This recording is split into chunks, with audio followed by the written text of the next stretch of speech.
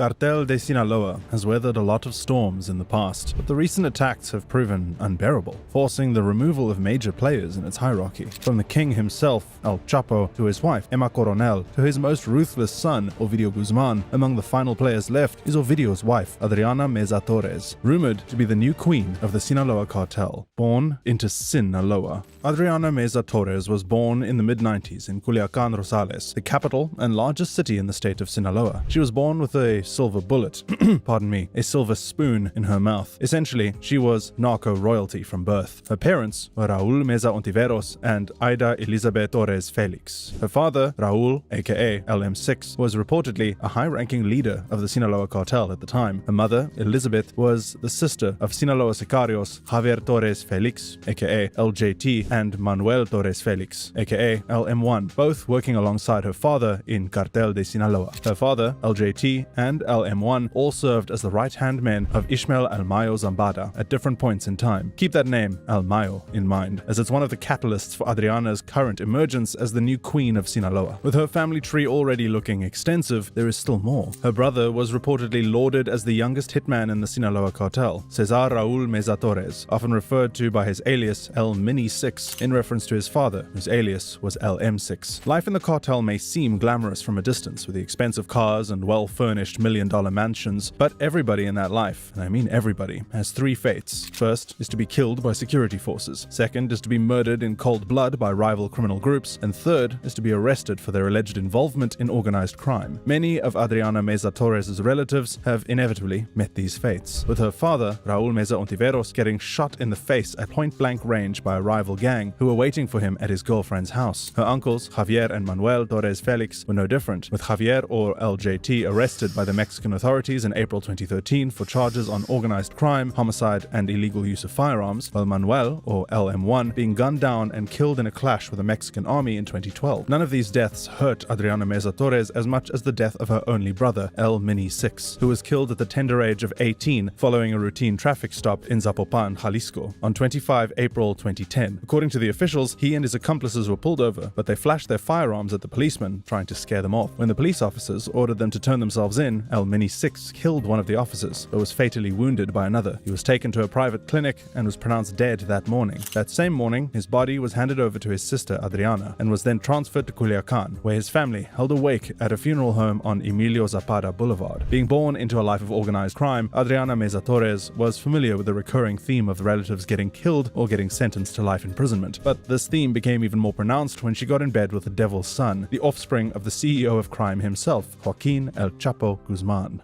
married to the devil's son.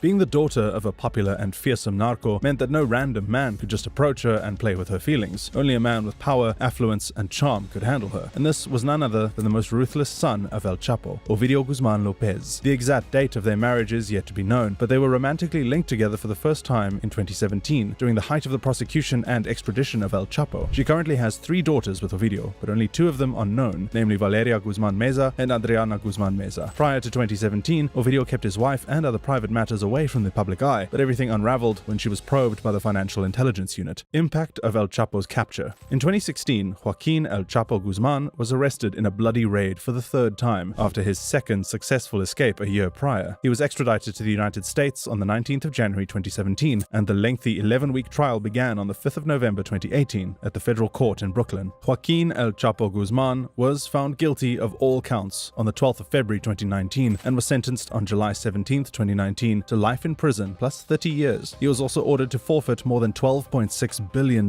He was imprisoned in ADX Florence, the most secure US Supermax prison, nicknamed the Alcatraz of the Rockies, under Federal Register number 89914-053. After the recapture and sentencing of El Chapo, the Mexican officers launched a high-profile investigation into the inner workings of the Sinaloa cartel. It was essentially open season on everybody with close ties to the Guzman family, and this included Adriana Meza Torres. Among the other people investigated are Los Chapitos, the children of El Chapo, namely Jesus Alfredo, Ivan Archivaldo Guzman Salazar, Ovidio Guzman Lopez, and Jesus Guzman Lopez. The first lady of the Sinaloa cartel, Emma Coronel, also became a notable person of interest, as well as one other figure, Ishmael El Mayo Zambada. These names were the major players on the board, and they were officially persons of interest.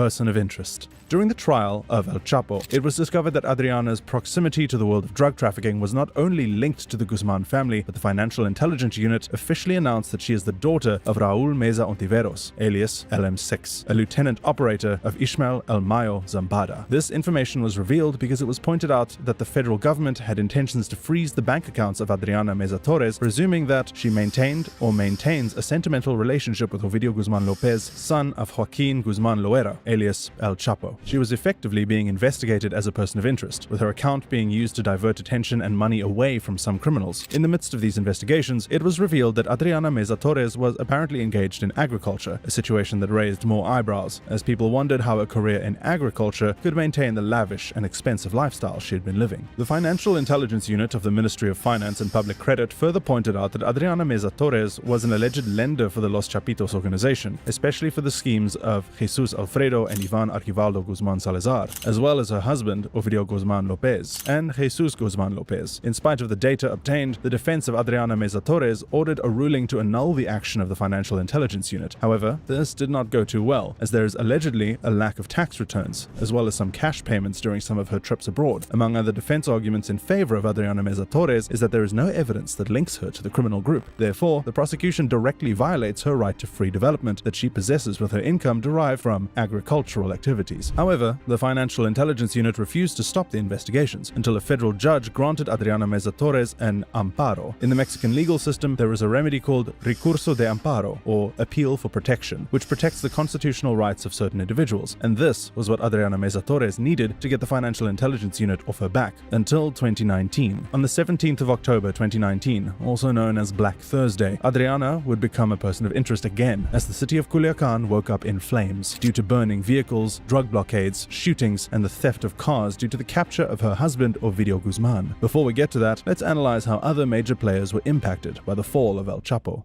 Major pieces begin to fall off. Shortly after El Chapo was sentenced, further investigation into the inner workings of the Sinaloa cartel essentially shook up the chessboard, with many important pieces being affected. With Adriana Meza Torres' situation already discussed, let's examine the other players. Emma Coronel, the reigning queen of Sinaloa at the time, was arrested at Dulles International Airport in Virginia for allegedly conspiring to knowingly and intentionally distribute shipments of heroin, cocaine, marijuana, and methamphetamine. The 31-year-old also played a notable role in helping El Chapo escape from a maximum security prison in 2015 by purchasing a property near the site. El Chapo was able to escape through tunnels dug underneath, complete with air ducts, lights that came up to a cartel-owned property. She also provided him with a GPS-enabled watch and relayed messages to operatives while he was inside. Talk about a devoted wife. After expressing her remorse, the judge showed leniency on her in the courtroom, sentencing her to 3 years, a shorter sentence than most had expected, and ordered her to forfeit nearly $1.5 million and be subject to 4 years of supervised release when she leaves prison. The current queen has been taken off the board. Let's examine the next persons of interest, Los Chapitos. Everybody expected the sons of El Chapo, aka Los Chapitos, to get the keys to the cocaine kingdom, but there was trouble in paradise. Power vacuums and territorial tussles arose, as well as hyenas looking to attack the seemingly vulnerable Sinaloa cartel. These hyenas wore badges and uniforms, coming in the form of the federal authorities. The United States Department of Justice had its sights set on the sons of El Chapo, collectively known as Los Chapitos: Joaquin Guzman Lopez, Ovidio Guzman Lopez, Ivan Arquivaldo Guzman Salazar, and Jesus Alfredo Guzman Salazar. Joaquin and Ovidio are the most popular of the sons, both to the authorities and the general populace. The United States began to target some of El Chapo's kids, both Ovidio Guzman Lopez and his elder brother Joaquin Lopez, on charges of participating in a conspiracy to traffic meth, marijuana, and cocaine since 2008. And in 2018, they started working on an extradition process against both of them. The United States Department of Justice issued a release on February 2019 announcing an indictment against Ovidio and Joaquin, charging them with the following. Joaquin Guzman Lopez, 34, and Ovidio Lopez, 28, are charged in a one-count indictment, alleging that from April 2008 to April 2018, they conspired to distribute cocaine, methamphetamine, and marijuana from Mexico and elsewhere for importation into the United States. The US State Department eventually put a $5 million bounty on the heads of Los Chapitos. The sons of the imprisoned Sinaloa cartel drug lord are atop the government's list, and a target of a new federal initiative offering millions of dollars in bounty for help in the capture and conviction of these international drug traffickers. The next big player on the board is one of the most admired men in narco history. You might have heard his name several times in this video. He was El Chapo's right-hand man, the intra-cartel rivals to Los Chapitos, the godfather to Adriana Meza Torres, the legendary Ishmael Zambada Garcia, aka El Mayo.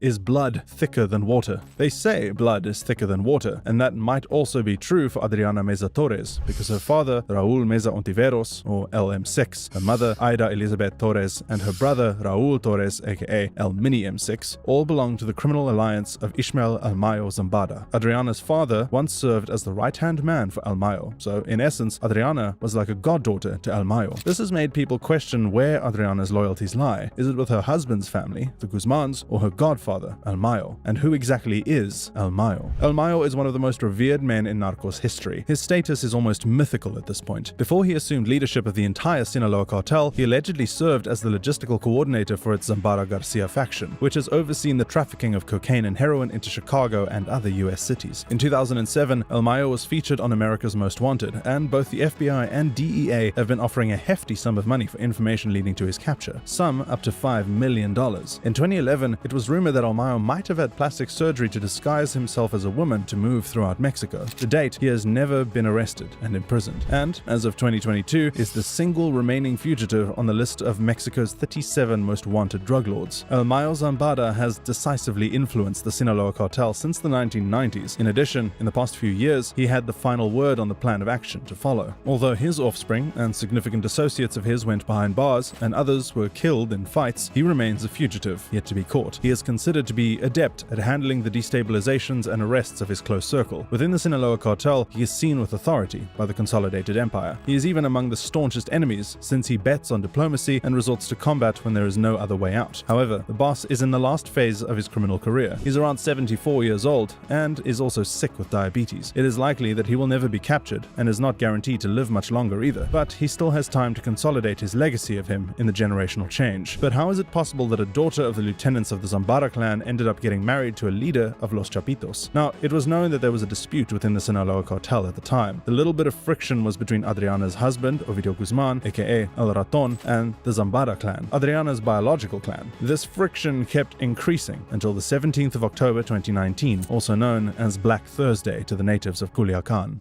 El Culiacanazo and Adriana's assassination attempt. The Battle of Culiacan, or better known as El Culiacanazo, is a 2019 operation that lives in infamy and is one the Mexican government would quickly erase from history. This was a failed operation by the Mexican National Guard to capture Ovidio Guzman Lopez. Prior to this operation, the authorities had located Ovidio's brother, Joaquin Guzman Lopez. There was a heated exchange of gunfire between the authorities and Joaquin's men, but Joaquin managed to escape and phoned Ovidio in Culiacan about incoming Mexican forces. In response, Ovidio called in hundreds of Sinaloa cartel sicarios to patrol the streets of Culiacan to shoot and kill any members of the Mexican armed forces on sight. This was an impending sign of mass bloodshed for both the authorities and civilians alike. Many people had theorized that Adriana acted in favor of her biological Zambada clan to leak out private information about the location of Ovidio, but a lot of these claims are majorly unsubstantiated. A large convoy of vehicles drove up to Ovidio Guzman Lopez's house in Culiacan based on an extradition warrant from a US judge. The National Guard succeeded in infiltrating his property and capturing Ovidio, but quickly found themselves surrounded by cartel enforcers. The cartel intensified the situation by threatening to massacre innocent people and kidnapping people on the street. The cartel enforcers were well equipped with armored vehicles, bulletproof vests, rocket launchers, grenade launchers, and heavy machine guns. During this arrest, the cartel took several hostages, including 8 servicemen, as well as the housing unit where the military's families lived in Culiacan. Many government buildings, like prisons, were taken hostage, releasing important cartel members, setting vehicles on fire, and shutting down airports and important intersections. The President of Mexico, Andrés Manuel López Obrador, had to step in and order the release of Ovidio Guzman, stating that the capture of one drug smuggler could not be more valuable than the lives of innocent civilians. The president mentioned that Guzman Lopez's release was necessary because the situation became very difficult and many citizens were at risk. This failed operation resulted in more than 10 people dying and 20 injured. Following the capture of her husband, the name and probing of the life of Adriana Meza Torres became relevant again. President Andrés Manuel López Obrador and the Mexican authorities gave the order to freeze all of Adriana Meza Torres' accounts, as there were suspicions that she was an alleged leader to Ovidio and the Los Chapitos organization. Her account was eventually unfrozen in October of 2022. An investigation was carried out to analyze whether Adriana Meza Torres' account would remain blocked, and evidence was found displaying checks and delivery certificates for corn crops between 2012 and 2015, prompting a federal judge to order her bank account to be unfrozen. That same month, in 2022, Adriana Meza Torres would become a target for her own biological clan, the Zambadas. worse. She became a target after the imprisonment of El Chapo and the division of the Sinaloa cartel. The Zambada clan waged war against Los Chapitos, and this led them to target family members closest to the sons of El Chapo. An attempt was made to assassinate Ovidio Guzman Lopez together with his wife Adriana at the hands of a couple of hitmen in a restaurant called Cheesecake Factory in Mexico City. Just 5 days into the new year, the Mexican National Guard decided to right their wrong and execute a near flawless plan to apprehend the most ruthless son of El Chapo, Ovidio Guzman Lopez. With credit to ground surveillance by the Mexican National Guard, a group of armed men aboard several vehicles with handmade customized armor was identified. These vehicles were pickup trucks. After sighting these trucks, the authorities immediately coordinated to mount an operation, as Adriana Meza Torres was likely to be in one of these vehicles. Minutes later, a perimeter fence was set up around these customized armored trucks in order to check and stop them. National Guardsmen, in coordination with the 9th Military Zone and other state authorities, surrounded the suspicious vehicles and detained them. They approached the suspects and requested that they get out of the cars to be searched. As the troops checked the vehicles, they were met with an armed response and came under fire. According to the reports, the officers acted out in self-defense and tried to control the direct aggression towards them. Amidst the firefight, Ovidio Guzman Lopez was identified as one of the occupants of the vehicles and was immediately captured. In a bid to avoid unnecessary bloodshed, like the first Battle of Culiacan, street blockades had been erected, and the local government advised civilians to stay indoors and said schools and administrative offices were closed due to the violence. Culiacan Mayor Juan de Dios Gamez also took to Twitter to say this: "We ask the citizens of Culiacan not to leave home due to the blockades that have occurred in different parts of the city. We will be informing you when there are conditions to do so." Later that day, Ovidio was transferred from the Specialized Prosecutor for Organized Crime to a prison, possibly the Federal Center for Social Readaptation No. 1, aka Altiplano, a maximum security federal prison in Almoloya de Juarez, state of Mexico. And just like that, another major piece gets taken off the board. Adriana Meza Torres, who was formerly just a pawn in the game, has just been promoted to queen.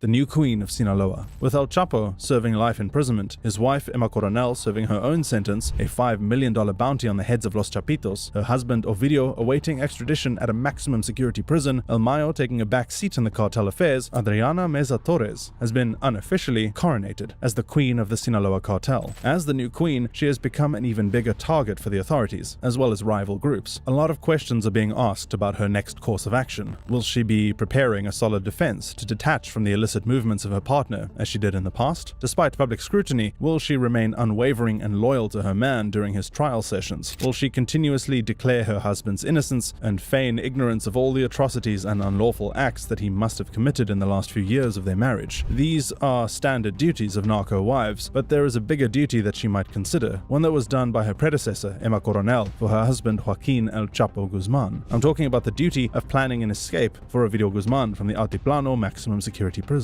There are certain acts that are frowned upon as a narco wife, but the most detestable is snitching on one's own spouse. In the criminal underworld, it is suspected that a wife knows all the most intimate secrets of her husband. So, for Adriana Meza Torres, it would be very easy to know all about Ovidio's business, his hidden money, his drug routes, as well as his hideouts. A very clear example is Emma Coronel, who had her sentence reduced for collaborating with American authorities. This is what former DEA Chief of International Operations Mike Vigil said about Emma Coronel, and it might as well apply to Adriana Meza Torres. She knows where all the bodies are buried, so to speak, and she can do a lot of damage to the Sinaloa cartel. She can give a lot of information: the drug routes, the sources for supply of cocaine, corrupt public officials, members of the Sinaloa cartel, things of that nature. Unlike other narco wives, she also likes to keep a low profile. Her predecessor, Emma Coronel, loved the media attention of being a narco wife. She garnered a lot of fame and exposure, and even made an appearance on the VH1 reality series Cartel Crew, and was nicknamed the Kardashian of Sinaloa. She also launched a clothing line in her husband's name, but Adriana Meza Torres is quite the opposite. She is a woman who does not let herself be seen much in the social media space, even though there are a few known videos where she is seen at concerts in Mexico City and in her husband's company at luxurious restaurants. The Sinaloa cartel and other criminal syndicates have a very complex hierarchy, but at any time there can be only one person on the throne. In a profession largely dominated by ruthless men, what can Adriana Meza Torres, the new queen of Sinaloa, offer, and will her reign be a long one? If this video sent chills down your spine, check out our other awesome videos on the channel detailing organized crime, mafia, and prisons. Thanks for watching. We'll see you next time.